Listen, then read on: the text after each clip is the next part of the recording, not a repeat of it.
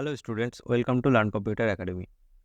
যে কোয়েরির আজকের ভিডিওতে আমরা আরও একটা ইন্টারভিউ রিলেটেড কোশ্চেন নিয়ে আলোচনা করব। আজকে যে ভিডিওটি হবে সেই ভিডিওটি পার্টিকুলার ছোট একটা টপিক, কিন্তু খুব ইম্পর্টেন্ট একটা টপিক। সেই টপিকটা হলো আমরা জেনারেলি কী করি, যে যখন কোনো আমরা কন্টেন্ট ফিল করি কোনো সেকশনের জন্য, সেই সেকশনের কন্টেন্ট অনেক সময় এমন হয় যে কন্টেন্টের পরিমাণ অনেক বেশি থাকে।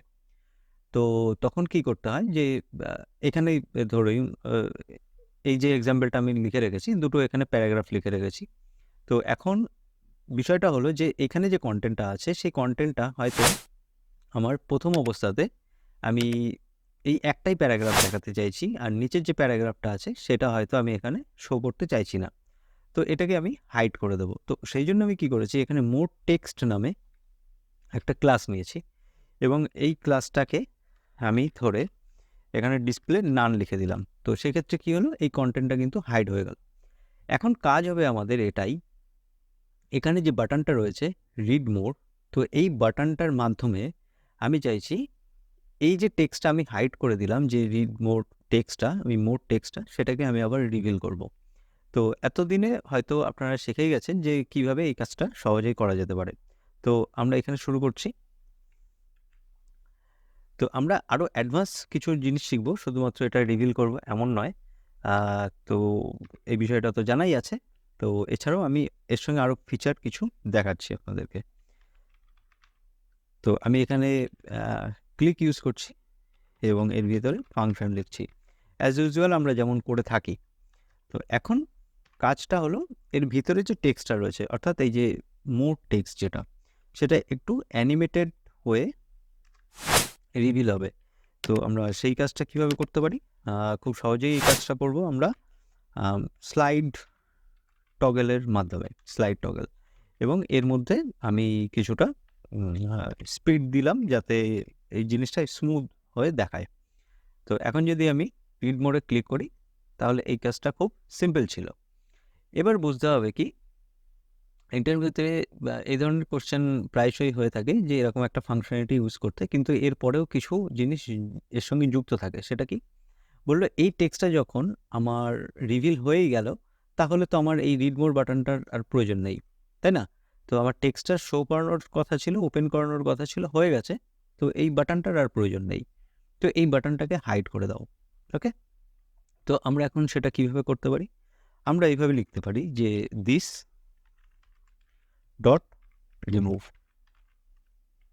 ওকে, তো এই দিস ডট রিমুভের মাধ্যমে আমরা এই কাজটা খুব সহজেই কিন্তু করতে পারি এখন। কিন্তু একটা জিনিস হয়তো খেয়াল করেছেন যে বাটনে ক্লিক করার সঙ্গে সঙ্গে বাটনটা রিমুভ হয়ে গেছে। তো এখন এটাকেও যদি অ্যানিমেটেড বানাতে হয়, তাহলে আমরা কিভাবে বানাবো? তো আমরা রিমুভ যে মেথডটা আছে সেই মেথডটাকে এইভাবে ইউজ না করে আমরা ফেড আউট ইউজ করছি, এবং ফেড আউটের প্রথম যে আর্গুমেন্ট আছে সেটা হলো স্পিড, আর নেক্সট যেটা আছে সেটা হলো ফাংশন। তো এখন এই যে ফাংশনটা আছে, এই ফাংশনের মধ্যে গিয়ে আমি যদি এখন এখানে আবার ইউজ করি যে দিস, তারপর আমি যদি রিমুভ ইউজ করি, এবার দেখি এখানে কি এফেক্ট আসছে। তো এখন এটাকে ক্লিক করলাম, এখন কিন্তু এটা ফেড আউট হলো, আর সঙ্গে সঙ্গে কিন্তু এই যে বাটনটা ছিল সেটা এখানে রিমুভ হয়ে গেছে। শুধুমাত্র ডিসপ্লে নান হয়েছে এমন নয়, এটা কিন্তু ব্রাউজার থেকে সরে গেছে কমপ্লিটলি। তো এটা একটা রিকোয়ারমেন্ট। আরেকটা রিকোয়ারমেন্ট হয় কি, যেটা প্রায়শই এই রিকোয়ারমেন্টটা বেশিই হয়, সেটা কি, আমি যদি এখানে এসে ক্লিক করি এই রিড মোডটা, তো এই রিড মোডটা চেঞ্জ হয়ে যাবে, টেক্সটটা চেঞ্জ হয়ে যাবে, টেক্সট চেঞ্জ হয়ে আসবে রিডলেস। আবার যখন রিডলেস বাটনে ক্লিক করব, তখন এটা এই টেক্সটটা আবার কিন্তু শ্রিঙ্ক হয়ে যাবে, মানে এই যে প্যারাগ্রাফটা আছে সেই প্যারাগ্রাফটা হাইড হয়ে যাবে। তো এক্ষেত্রে আমরা কি করতে পারি, এক্ষেত্রে আমরা লিখতে পারি দিস মানে হলো এই বাটনের টেক্সট। আমরা জেনারেলি করে থাকি কি, এই টেক্সটের মধ্যে এসে কিন্তু আমরা জেনারেলি কোনো টেক্সট লিখে থাকি। এখন টেক্সট না লিখে আমরা এর ভিতরে একটা কিন্তু কলব্যাক ফাংশন ইউজ করব। ওকে, আর এই কলব্যাক ফাংশনের সঙ্গে দুটো আমাদের প্যারামিটার ইউজ করতে হবে। ওকে, সেই প্যারামিটার দুটো কি, প্রথমটার ক্ষেত্রে হলো ইন্ডেক্স, আর দ্বিতীয়টা হলো টেক্সট। তো বেসিক্যালি ইন্ডেক্সটা কি, মানে আমি যে বাটনটা ক্লিক করছি তার একটা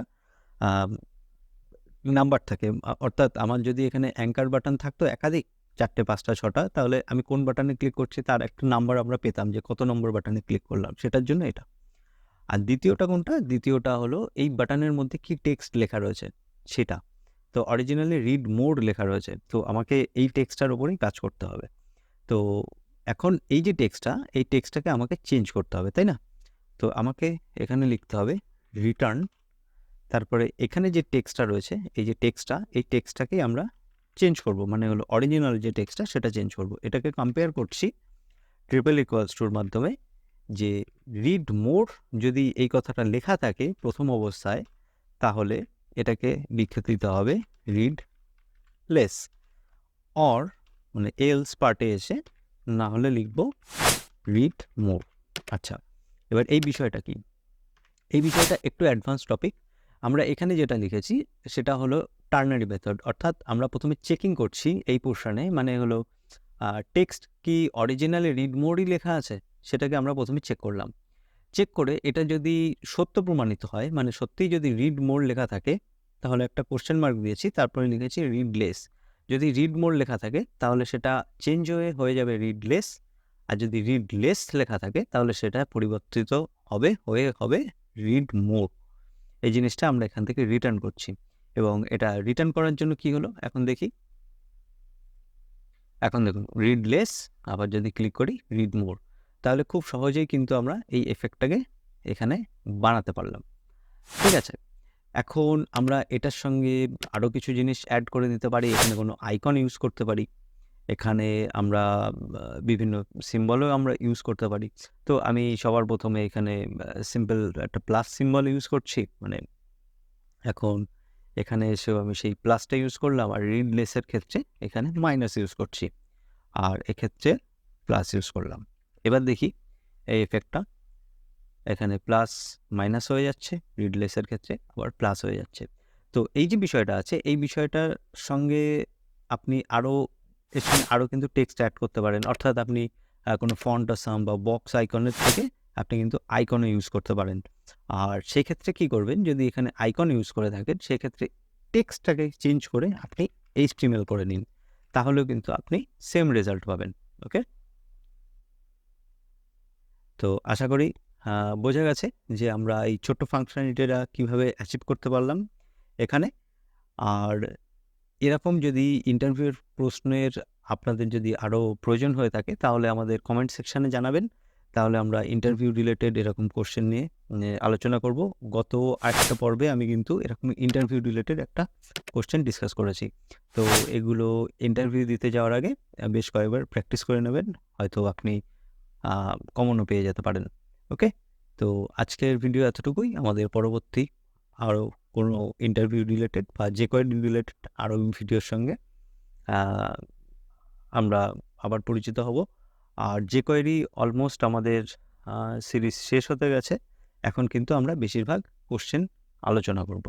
ওকে, তো আজকের ভিডিও এতটুকু, আমাদের পরবর্তী ভিডিওতে আবার দেখা হবে। ধন্যবাদ।